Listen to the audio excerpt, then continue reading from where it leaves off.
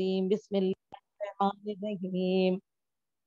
الحمدللہ رب العالمین والصلاة والسلام علی رسولہ الکریم اما بعد بسم اللہ الرحمن الرحیم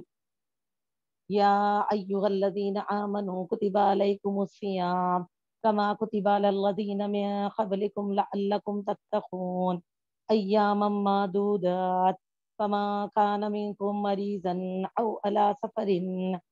أو على سفر فعدة من أيام أخر وعلى الذين يطيقونه فدية طعام مسكين فما تطوع خيرا فهو خير الله وأن تصوموا خير لكم إن كنتم تعلمون۔ فرمایا اللہ تعالیٰ نے اے لوگو جو ایمان لائے ہو تم پر روزے رکھنا اسی طرح فرض کیا گیا جس طرح ان لوگوں پر فرض کیا گیا تھا جو تم سے پہلے تھے تاکہ تم تقوی اختیار کرو۔ روزے کے چند ہی دن ہیں، لہذا تم میں سے جو بیمار ہو اور سفر میں تو اور دنوں میں اس گنتی کو پورا کرے، اور جو روزے کی طاقت رکھتے ہیں اس کے ذمے ایک مسکین کا کھانا ہے۔ پھر اگر کوئی شخص اپنے خوشی سے نیکی کو زیادہ کرے تو اسی کے لیے بہتر ہے، اور تمہارے حق میں بہتر کام روزہ رکھنا ہی ہے اگر تم با علم ہو۔ میری عزیز دینی بہنوں، الحمدللہ اس آیت کو ہم نے کل شروعات کی تھی، جس میں اس آیت میں سے یہ دو آیتوں میں سے دوسری آیت ایام معدودات والی آیت میں سے ہم نے ابتدائی جو مرحلہ اللہ تعالیٰ کا یہ فرمان کہ گنتی کے چند ہی دن ہیں، بس تم میں سے جو بیمار ہے یہ سفر میں تو اور دنوں میں اس کی قضا کو پورا کرے، تو ہم نے پوری تفسیر لی قضا کے تعلق سے، قضا کی سہولتوں کے تعلق سے اور قضا کے اہتمام کے تعلق سے۔ اب آئیے ہم آگے لیں گے اس آیت کو، جس میں اللہ سبحانہ وتعالیٰ فرماتے ہیں وَعَلَى الَّذِينَ يُطِيقُونَهُ فِدْيَةٌ طَعَامُ مِسْكِينٍ۔ اللہ سبحانہ وتعالیٰ فرماتے ہیں کہ اور جو روزے کی طاقت رکھتے ہیں لیکن کسی وجہ سے وہ روزہ نہ رکھ سکے تو اس کے لیے فدیہ ہے ایک مسکین کا کھانا۔ تو میری عزیز دینی بہنوں، اس میں یہ آیت جیسے کہ کل والی تفسیر میں بھی میں نے آپ کو بتائی کہ وہ آیتیں ہیں جو ہجرت کے دوسرے سال پہلے سال کا جو رمضان فرض ہوا تھا، رمضان کے روزوں کی فرضیت آئی تھی، اس وقت نازل ہونے والی آیت میں دوسری آیت ہے یہ، جس میں اللہ سبحانہ وتعالیٰ فرماتے ہیں کہ اور جو روزے کی طاقت رکھتے ہیں لیکن روزہ نہ رکھے تو اس کے ذمے ایک مسکین کا کھانا فدیے میں دینا ہے۔ اور اس سے پتہ چلا کہ پہلے سال رمضان میں جب رمضان کے روزوں کی فرضیت کا حکم آیا تو لوگ کیونکہ لگاتار ایک مہینہ روزہ رکھنے کے عادی اس وقت تک نہیں تھے، بلکہ روزے رکھے جاتے تھے یوم عرفہ کا، یوم عاشورہ کا، جیسے کہ امت کی ماں عائشہ رضی اللہ تعالیٰ عنہ کے فرمان مبارک ہے کہ جب انہی نفل روزوں ہی کو اہتمام سے فرائض کی طرح رکھا جاتا تھا، لیکن جب اللہ تعالیٰ نے ماہ رمضان کے روزوں کی فرضیت کا حکم فرمایا تو بقیہ وہ تمام روزے نفل قرار پائے، یعنی کہ اب وہ رکھنے پہ نیکی ہے، اجر اچھا سے اچھا ہے، لیکن نہ رکھنے پہ گناہ نہیں ہے، کیونکہ اب رمضان کے ایک مہینے کے روزے رکھنا ہر ایک پر فرض کر دیا گیا۔ تو میری عزیز دینی بہنوں، جب پہلے بار ایک مہینے کے روزوں کا یہ حکم آیا، حالانکہ اللہ تعالیٰ کا یہ فرمان مبارک کہ کما کتب علی الذین من قبلکم، جیسے کہ تم سے پہلے کے مسلمان بھی، کتاب والے بھی، نبیوں کی امتوں نے بھی روزہ رکھا ہے، اسی طرح تم کو بھی روزہ رکھنا ہے۔ یہ بات بھی حق ہے کہ وہ لوگ بھی روزہ رکھتے تھے، لیکن ایک مہینے کے جو لگاتار رمضان کے پورے ایک مہینے کے ہم روزے رکھتے ہیں چاند سے چاند تک، ایسے روزے اللہ تعالیٰ نے امت محمدیہ کو عطا فرمائے ہیں۔ تو یہ لگاتار ایک مہینے کا جو اہتمام تھا ابتدائی پہلے سال کی وجہ سے کئی مسلمانوں نے دین پر یہ تھوڑا مشکل گزرا، یہ تھوڑا گراں گزرا، اس کے الگ الگ انداز رہے، جس کی وجہ سے اللہ نے ایک صورت سحری بھی فرض فرما دی۔ لیکن میری دینی بہنوں، پہلے سال اللہ تعالیٰ نے اپنے بندوں کو اسلام کی یہ رحمت، یہ سہولت کا احساس دلاتے ہوئے کہ اللہ تعالیٰ نے دین کو کتنا آسان بنایا ہے، اللہ تعالیٰ یہ فرماتے ہیں، کیونکہ اللہ تعالیٰ دیگر جگہ بھی قرآن مجید میں فرماتے ہیں کہ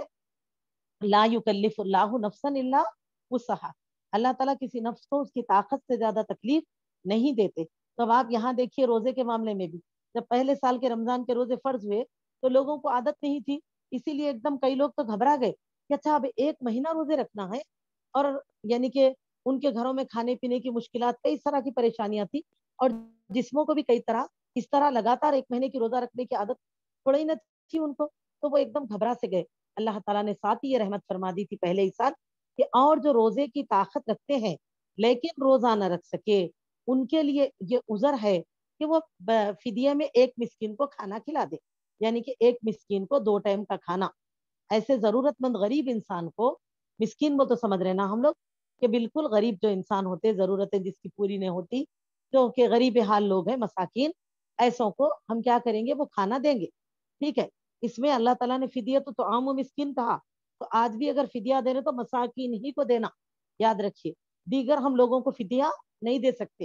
ہے نا. گیہوں کے دیکھیے اب جیسا صدقہ زکوٰۃ کے معاملے میں ہم 8 قسم کے لوگ دیکھ رہے ہیں، تو فدیے کے پیسے بھی ویسوں میں ملا کے ہم کس کو بھی دے دیے کہ آپ دے دیجئے کس کو بھی، تو آگے والے لکھ جا کے ان میں 8 لوگوں میں سے کس کو بھی دے دیے، تو یہ صحیح نہیں ہے. کیونکہ اللہ تعالیٰ نے یہاں کیا فرمایا،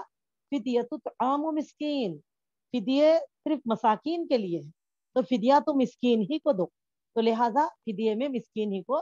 کھانا کھلانا چاہیے. تو میری عزیز دینی بہنوں، اسی لیے بتایا جا رہا کہ کیسا 2 ٹائم کا وہ کھانا جو ہم نارمل طور پہ رمضان کے دنوں میں کھاتے.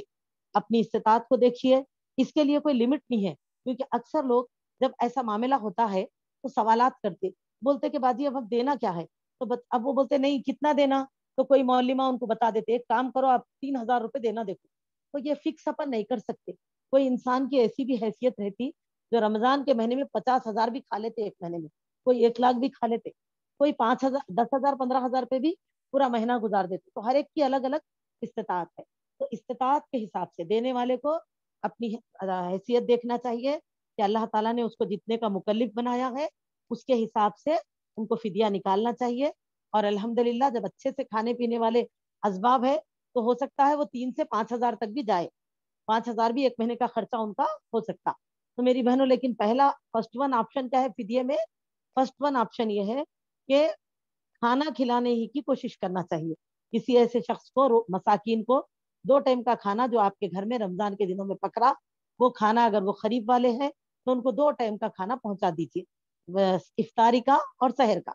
اب یہ کر سک رہے ہیں تو بہت اچھی بات ہے. اگر آپ یہ نہیں کر سک رہے، مشکل ہے، تو ایسے وقت میں کچھ اناج اور کچھ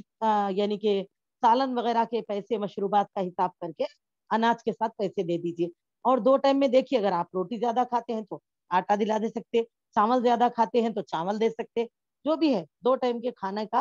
خرچ آپ کو دینا ہے. اور جہاں پر اگر آپ دیکھیں گے تو کئی جگہ کچھ فقہ نے تو سختی سے منع کیا اور یہ کہتے ہیں کہ نہیں فدیے میں آپ کھانا ہی کھلائیں گے. لیکن میری بہنوں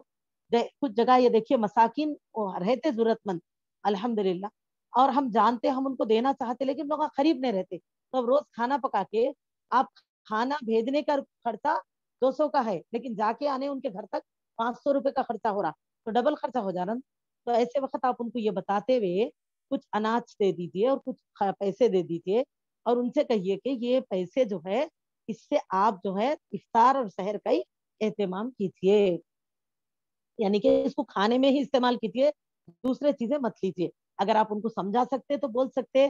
کہ میرا یہ فدیہ ہے کیونکہ میں روزہ نہیں رکھ سک رہی، تو لہٰذا ایسا آپ کر سکتے. لیکن آپ نہیں بولنا چاہ رہے یا آپ بولنے پہ یہ سمجھتے ہیں کہ ان کو بیچاروں کو جھجک ہوگی، جس کو ہم دے رہے ہیں ان کی خودداری کو ٹیس ہوگا، ایسے وقت اب حکمت سے سمجھا دیجیے کہ بہن میری ایک دلی خواہش ہے کہ آپ نا یہ سحر افطار ہی کے لیے استعمال کیجیے، بس اس کے آپ اس پیسے کا کہیں اور استعمال نہ کیجیے. اور اپنے اطمینان کے لیے اناج دے دے کے تھوڑے پیسے دے دیجیے سالن ترکاری گوشت کے اور مشروبات کے، ہو گیا، آسانی سے آپ کا معاملہ طے ہو جائے گا. دیکھ لیجیے آپ کا چاول کا آٹے کا کتنا خرچہ ہو رہا، وہ حساب سے آپ آٹا چاول منگا کے ساتھ میں کچھ خرچے کے پیسے دے دیجیے الحمدللہ. تو میری عزیز دینی بہنوں، پہلے تو یہ جو حکم آیا تھا ہر مسلمان کے لیے تھا، وہ جو کہ روزے رکھنے سے پیچھے ہٹے، روزہ نہیں رکھ سک رہے، جوانوں کے لیے بھی تھا، کمزوروں کے لیے تھا، ضعیفوں کے لیے تھا، سبھی کے لیے تھا کہ جو روزہ نہیں رکھ سک رہے وہ فدیہ دے دیا کرے. لیکن بتفسیر ابن کثیر رحمۃ اللہ علیہ بعد میں اللہ تعالیٰ نے جب یعنی کہ دوسرے سال دیکھا، پہلے سال روزے داروں کو اور بھی کئی سارے مشکلات کا سامنا کرنا پڑا، تو دوسرے سال ایک تو سحری کا بھی فرضیت کا حکم آ گیا تھا، تو اللہ تعالیٰ نے اسی کے ساتھ ہی اس فدیے کے جو حکم کو عام تھا اس کو خاص کر دیا. پوری طرح منسوخ نہیں ہے لیکن عام نہیں ہے بلکہ خاص ہے. بولتا جیسے کہ آپ دیکھیں گے کہ پہلے ہر ایک کے لیے جو روزہ نہیں رکھنا چاہے اس کی ذمہ داری تھی کہ وہ فدیے میں کھانا کھلا دے سکتے، تو روزے کی ذمہ داری ان کی پوری ہو جائے گی. اس طرح دھیرے دھیرے وہ روزے کے عادی ہوں گے تو اگر آگے روزہ رکھ لے سکیں گے انشاءاللہ. لیکن میری دینی بہنوں اب جو حکم اس کے بعد دوسرے سال والی آیتوں میں آپ دیکھیے، اللہ نے جہاں پر شہر رمضان الذی انزل فی القرآن والی آیت میں یہ بات فرما دی، فمن شہید منکم الشہر فلیصم، اب تم میں سے جو بھی اس مہینے کو پائے اسے چاہیے کہ اس مہینے کے روزے رکھے. یعنی کہ پائے سے مراد جو صحت مند ہے، مقیم ہے، اور یعنی کہ عاقل و بالغ ہے، ان کے لیے ضروری ہے کہ مرد عورت خواتین کے لیے روزوں کا اہتمام کرنا ہی کرنا. اب ان کو چھوٹ نہیں ہے سوائے کس کے؟ آگے آگے دیکھیے، ومن یعنی کہ مریضن او علی سفرین، یعنی کہ اب صرف کس کے لیے چھوٹ رہ گئی ہے؟ مریضوں اور مسافروں کے لیے، اور شرعی عذر کی وجہ سے جن کے روزے چھوٹ جائیں، جیسے کہ حائضہ ہے، نفاس والے ہیں، یا اسی طرح شیرخوار بچوں کی مائیں ہیں، یا یعنی کہ دیگر طور پہ کوئی اور شرعی ایسے عذر پیش آ گئے جس کی وجہ سے روزہ روکنا پڑا، تو وہ کیا ہے؟ آگے فدیہ تو دے دیں، لیکن اگر وہ نوجوان طاقتور ہے بعد میں اس کی قضا بھی ان کو پورا کرنا پڑے گا. ٹھیک ہے، خالی فدیے پہ ان کو چھوٹ نہیں ہے، بلکہ ان کو اس کی روزوں کی قضا پوری کرنے کی، خواہ وہ فدیہ دے. ٹھیک ہے. اب لیکن یہ حکم خاص ان تک رہ گیا جیسے کہ ایسے مسلمان جو کہ رمضان میں صاحب حیات تو ہے لیکن اب ان کے جسم میں روزہ رکھنے کی طاقت نہیں ہے، جیسے کہ ایسے شوگر پیشنٹ، وہ روزہ نہ رمضان میں رکھ سکتے نہ رمضان کے بعد رکھ سکتے، رکھنے پہ ان کا شوگر ہمیشہ ہائی ہو جاتا، تو اب ایسے وقت انہوں کبھی بھی روزہ نہیں رکھ سکتے، تو ان کے لیے کیا ہو گیا؟ حکم آ گیا کہ اب انہوں ہمیشہ فدیہ دے دیتے، فدیہ دے دے. ٹھیک ہے، فدیہ سے ان کی ذمہ داری تکمیل ہو جائے گی، ان کا فرض ادا ہو جائے گا، ان کے اوپر پھر دوبارہ قضا نہیں ہے. لیکن یہ نوجوانوں کے لیے نہیں ہے میری بہنوں، دیکھیے، کیونکہ اکثر لڑکیاں، عورتیں جو ہے جن کو ڈلیوری ہوتی رمضان میں، تو انہوں کیا کرتے؟ فوراً جتنے دن کا حساب کر لیتے، اب روزہ رمضان کا تکمیل اتنے دن میں ہے، تو لہٰذا کیا کرتے؟ اتنے دن کا حساب کر کے فدیہ دے دیتے، بولتے میں نے فدیہ ادا کر دیا. لیکن آپ پر سے روزے کا فرض ادا نہیں ہوا، آپ نے فدیہ دیا، اللہ اس کا اجر آپ کو دیں گے. چلو، کیونکہ کیا بھروسہ زندگی کا، آپ نے رمضان کا ذمہ داری رمضان میں ادا تو کر لی. اگر آپ صاحب حیات، اللہ عمر دے ہر ایک کو، لیکن صاحب حیات نہیں بھی رہے تو آپ نے ادائیگی تو کر لی تھی، تو اللہ تعالیٰ اس طرح آپ کے فرض کی ادائیگی ہوگی. لیکن آپ صاحب حیات ہے رمضان کے بعد، اور پھر آپ کی صحت اچھی ہو گئی، تو دیکھیں گے آپ ڈلیوری والوں کو، حائضہ، نفاس والے، دودھ پلانے والے بچوں کی مائیں، اگلے وقت تک انہوں صحت مند ہو جاتے، تو پھر ان کے لیے ہے کہ انہوں روزہ رکھ لیں انشاءاللہ تعالیٰ. ٹھیک ہے، تو لہٰذا وہ روزے کا اہتمام کریں انشاءاللہ تعالیٰ. اسی لیے یہاں پر چھوٹ کس کو ہے؟ صرف وہ ضعیف شخصیتوں کو ہے جو آگے بھی صحت مند نہیں ہو سکتے، یا وہ نوجوان بھی ہے جن کو کوئی ایسے مہلک بیماریاں ہو گئے جس کی وجہ سے اب انہوں روزہ نہیں رکھ سکتے، جیسے کہ گردوں کا پرابلم ہو گیا، یا استھما پیشنٹ ہو گئے انہوں، یا کوئی ایسی چیز جس کی وجہ سے انہوں روزہ نہیں رکھ سک رہے، بلکہ ان کو وہ روزے میں طبیعت بگڑ جاتی ہے ان کی، یا ہارٹ پیشنٹ ہے، روزہ نہیں رکھ سکتے انہوں، باوجود اس کے کوشش کر رہی، لیکن ڈاکٹر کا صحیح مشورہ ہے، اور ڈاکٹر صاحب سمجھ اور دین کی احساس رکھنے والے ہیں، اور انہوں نے کہا کہ اب آپ کبھی بھی روزہ نہیں رکھ سکتے، تو ایسے وقت انہوں بھی فدیہ دے سکتے. تو ایسے کوئی محلک امراض کے شکار لوگ بھی، اور ایسے ضعیف لوگ جو روزہ رکھنے کی اب طاقت جسم میں ان کے پائیں گے ہی نہیں، وہ لوگ روزے فدیہ دے دے تو ان کی ذمہ داری ادا ہو جائے گی. تو اب فدیہ ان خاص لوگوں تک حکم بن گیا، اور بنسبت یہ کہ اب اس میں سے جو نوجوان دیں گے، دینے کے باوجود بھی روزے کی قضا انہوں پوری کرنا پڑتا، تو جبکہ طاقت ان کے جسم میں لوٹ کر آ جائے. الحمدللہ. تو یہ ہے اللہ سبحانہ و تعالیٰ کا فرمان. اور اللہ سبحانہ و تعالیٰ اس آگے کیا فرماتے ہیں کہ فدیے کا یہ حکم جو اللہ نے منسوخ بھی کیا اس لیے کیونکہ میری بہنوں، پہلی والی آیت میں بھی اللہ سبحانہ و تعالیٰ نے کیا فرمایا تھا؟ ابتدائی سال کے رمضان کی آیت میں ہی، آیت نمبر 184 میں فدیے کا حکم دینے کے بعد اللہ سبحانہ و تعالیٰ نے فرمایا تھا وَأَن تَصُومُوا خَيْرٌ لَكُمْ إِن كُنتُمْ تَعْلَمُونَ. اللہ تعالیٰ نے فرمایا کہ اور تمہارا حق میں بہتر کام تو روزہ رکھنا ہی ہے اگر تم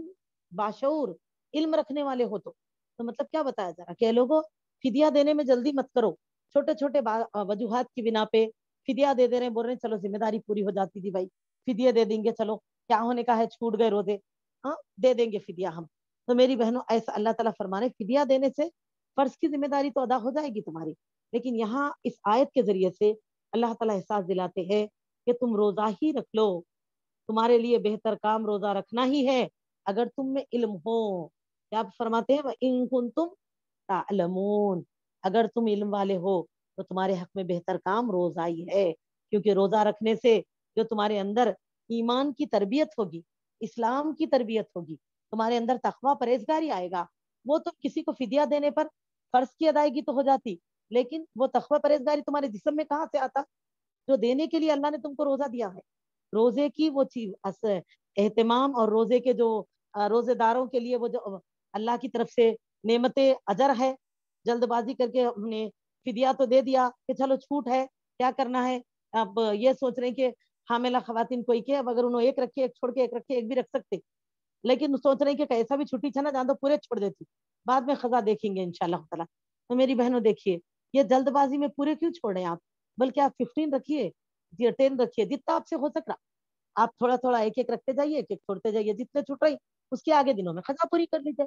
کیونکہ روزہ رکھنا آپ کے لیے جو اللہ تعالیٰ کی جو رحمت، جو برکت، روزے داروں کے لیے جو اللہ تعالیٰ کی طرف سے میری بہنوں فضائل کا اعلان ہے، وہ تو آپ کو تبھی ملے گا نا جب آپ روزے کا اہتمام کریں گے. تو اسی لیے اللہ تعالیٰ فرماتے ہیں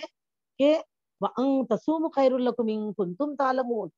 تمہارے حق میں بہتر کام تو روزہ رکھنا ہی ہے اگر تم باعلم ہو. تو لہٰذا فدیے کا یہ حکم بھی الحمدللہ ہم کو فدیے کی سمجھ کے ساتھ ہی ادا کرنا چاہیے. اور دوسری چیز، ہم روزے چھوڑنے میں جلد بازی نہ کریں، اور ہم کو روزہ رکھنے کا اہتمام کرنا چاہیے. اور الحمدللہ اسی لیے جلدی جلدی کر کے نوجوان ہٹے کٹے لوگ بھی فدیہ دے کے ذمہ داری پوری کر دے رہی کہ اب کہاں رکھ سکتے جی، ایسا نہ کرے بلکہ روزہ رکھیں. کیونکہ روزہ اللہ تعالیٰ کی طرف سے ہمارے لیے ایک بہت بڑی رحمت ہے میری بہنوں، ہمارے لیے اسلامی تربیت کا ذریعہ ہے، ہمارے اندر تقویٰ پرہیزگاری پیدا کرنے کا ذریعہ. اسی لیے تو میری بہنوں حدیث میں آتا ہے ایک مقام پر اللہ کے نبی صلی اللہ علیہ وسلم نے نوجوانوں کو اس بات کی تعلیم فرمائی.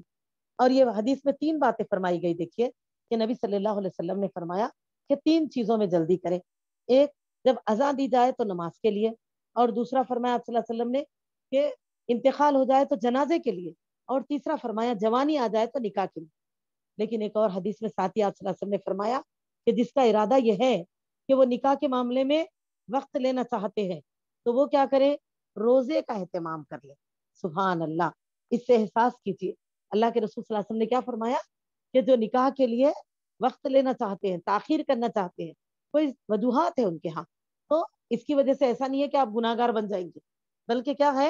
فرمایا کہ تقویٰ لازم ہے تمہارے لیے. کیونکہ ایک وقت کے بعد روز نکاح کرنا، نکاح کا اللہ تعالیٰ نے جو حکم دیا اور نکاح کے جو فائدے بتائے ہیں شریعت میں، تو اس کے لیے نکاح کرنا تمہارے لیے بہت بہترین ہے، اور تمہارے نفس کے تزکیے کی علامت ہے، پاکیزگی کی علامت بھی ہے. اور میری بہنوں یہ اللہ تعالیٰ کی طرف سے حکم ہے، نبی صلی اللہ علیہ وسلم کی سنت ہے کہ اللہ نے فرمایا وَخَلَقْنَاكُمْ أَزْوَاجًا، اور آپ صلی اللہ علیہ وسلم نے فرمایا النکاح من سنتی، نکاح آپ صلی اللہ علیہ وسلم کی سنت ہے. تو لہٰذا آپ کو وقت سے نکاح کر لینا چاہیے. لیکن اگر کوئی وجوہات ہو تو آپ صلی اللہ علیہ وسلم نے کیا فرمایا؟ دیکھیے یہ نہیں فرمایا کہ تہجد کی پابندی کیجیے، یہ نہیں فرمایا کہ روز روزہ